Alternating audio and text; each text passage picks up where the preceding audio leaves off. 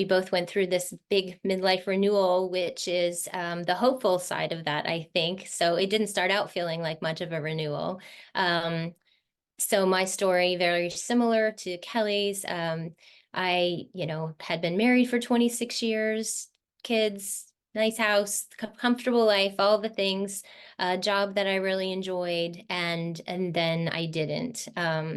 So the husband moved on, and the kids were in a very positive way ready to launch into their lives. So it was time for them to leave the nest.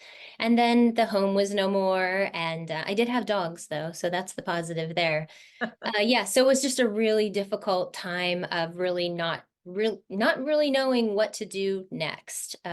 So that is sort of the beginning of my solo travel story, and what I guess was the catalyst behind it was just being on my own and trying to figure out how to take a step forward into in a hopeful way into a new life, because I was young. I feel like I'm still young, and there are so many things to do. And while I didn't really know what that was going to look like at all at that point, just somehow internally, I knew that it meant taking a step forward by going out and seeing things outside the four walls of my house. So that's where it started.